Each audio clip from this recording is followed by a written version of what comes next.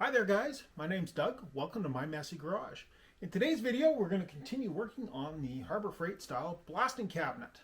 In the last video we put together the cyclonic dust filter. One before that we modified the rack, and in the video before that we modified the bezel so that it didn't have nuts on the inside. So today's video we're going to install the Eastwood Company foot pedal and blasting gun.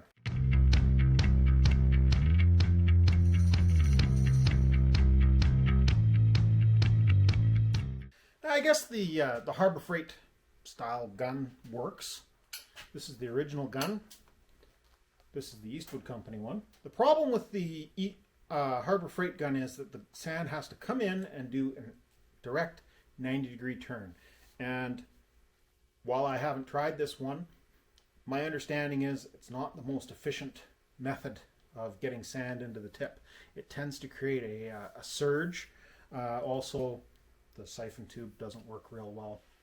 And we'll be taking care of that in a future modification. You can see the Eastwood one, the sand comes in at a little bit of an angle. It's a much nicer, higher quality gun. And having the foot pedal to operate it instead of a hand trigger will be much nicer. Anyways, follow along. Hopefully you get something from this. Please remember to like, subscribe, and comment. As part of the design, Harbor Freight has put a nice hole here on the side. And using a 90-degree fitting that came with the Eastwood gun, we'll be able to come out of this hole straight down to the floor where we'll have the foot pedal. Okay, here we are. We've got the Eastwood Company pedal on the floor. With the hose kind of sort of stretched up. That is where it will go through the side. The hose is a little on the long side, and it's got all sorts of nice corners in it shipping. However, I'm a little bit hesitant to cut it off simply because I think I'm going to put this on casters and raise it about 4 inches. And the foot pedal will stay on the floor. But until we get those parts figured out and figure exactly where the height is going to be, I don't want to cut off the hose. Because it's easier to take it off than it is to add it back on. Here's the fitting that will go through the side of the cabinet. We have some nice, I don't know if they're chrome plated brass or whether they are stainless, but whatever. We've got some fittings there, and I have this nice little Harbor Freight O-ring and sealing washer kit. Looking at this nice rubber sealing ring, we put the sealing ring on. We feed this through the side of the cabinet, and then we screw on the fitting that has a compression fitting for the hose that attaches to the gun. So let me get the camera set up, and I'll walk you through doing that. Okay, so run this up the back side here of the leg. Just to keep things organized. Take the nice compression fitting. That feels pretty good and tight. Now we take the gun, bring it over to here. Remember to put the fitting on. And here's the back side of the fitting. Hard to handhold the camera and tighten this up all in one shot. But essentially, we've got the air supply set to come into the cabinet. Sliding my hand into the gun. Hose might be a little bit long, but we can always trim some off. So that should work okay. But now we have a problem. Now we need to get a fitting that will accept the sand supply or the blasting media supply. With this cabinet, I plan on putting a metering valve in the bottom. I've got the metering valve, but unfortunately I still need some parts before it can be assembled. And that will bring the media supply up and bring it through the outside of the cabinet rather than trying to feed it using a tube stuck down into a collection of it in the bottom of the bin. Here we are a couple of weeks after the last part of the video was shot. Some more parts have come in. What we have here, bulkhead connector that will accept 1/2-inch hose. Now, sliding this into the hose that came on the Eastwood Company gun. It's a bit of a loose fit, but I think it'll be tight enough with the hose clamps or with some kind of clamp on there that it will grab quite nicely. And unfortunately, the hose that I picked up to go from the metering valve up to this is the next size down, so we'll have to heat it up a little bit to shove it on the other end. Nothing's easy.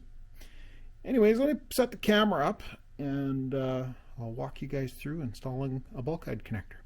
So my plan is to put the bulkhead connector in just kind of adjacent to the connector that's already here. I got a cordless drill, and I'm going to start off with an 1/8 hole just as kind of a pilot hole. There's nothing on the back side here I have to worry about drilling through.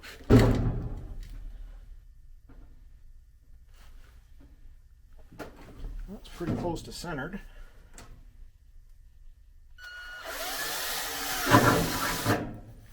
So there we are, 1/8 hole. Not the best 1/8 drill bit in the world, but it did the job. Now we're going to take a step drill. Now, theoretically, without putting a measurement on this, this should be about the same size as the fitting. Might have to go out one more size with a bigger step drill.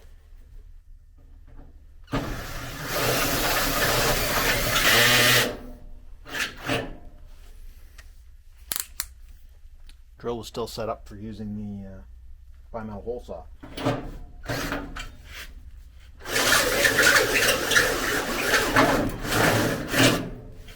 That is a hole.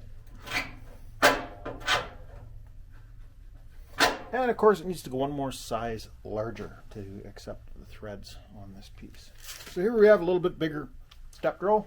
One more size. That fits very nice. A little bit of a sharp edge on that back side. Take the swivel deburring tool.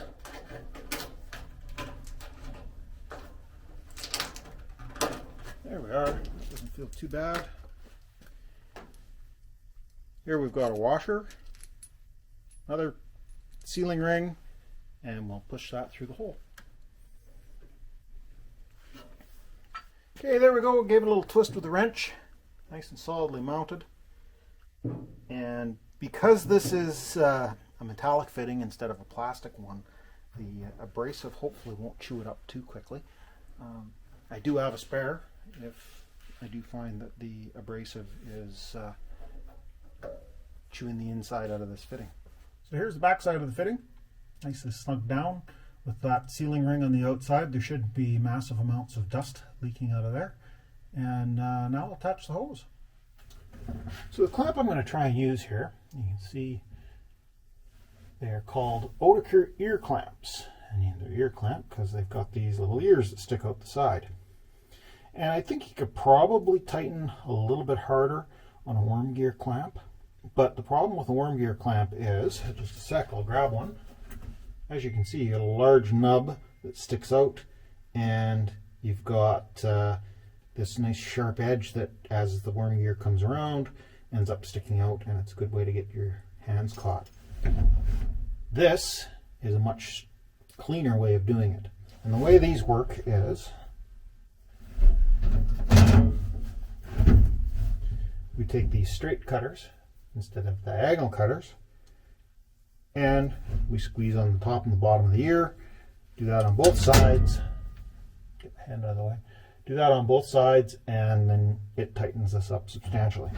So this fits on here. It's a little loose, and again, I don't know how well this is going to work because this hose is a little bit loose on the fitting. So I'm going to put 2 ear clamps on, give it a good crush, push that on there.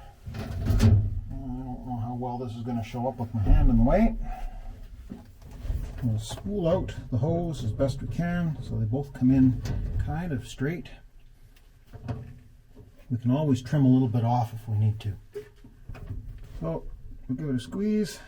The other one a squeeze. Now that's taking about half of the slack out of it. It is starting to get a little stiff. Spin that around. Get on there. You guys see what I'm doing? No, of course not. There's a hose in the way. There we go.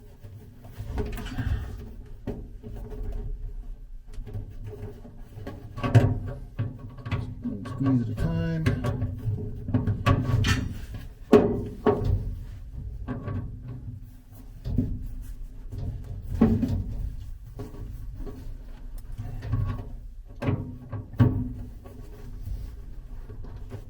Both are good and tight, and the hose is now on there. Now if we wanted to remove those, again we use these cutters, and we would just come in and cut through ears. They're a single use item. Once they're crimped on, they're done. But as you can see, we don't have any sharp edges poking out. I much prefer this style of fastener to anything with a worm gear clamp. So I think that's about as far as we're going to take this one today. The next step that we have to do is we have to set up the metering valve and the hopper in the bottom. And that is going to be a video unto itself. I'm going to have to fire up the lathe and machine a couple of pieces to fit together because I was cheap and bought the bare metering valve. This is the metering valve. There's an air vent, goes in here. This attaches to the bottom of the hopper. This pipe plug is how we remove the used media out of the hopper. Just undo this, keep it on screen, do this, and the media will drop out the bottom. So this is the next one. Thanks for watching. Please remember to like, subscribe, and comment, and on to the next mess. I hope you've enjoyed watching this video. If you have, please remember to like, subscribe, and comment. For more great content from Doug's Messy Garage, click on one of the videos that YouTube thinks you'll enjoy. Thanks for watching.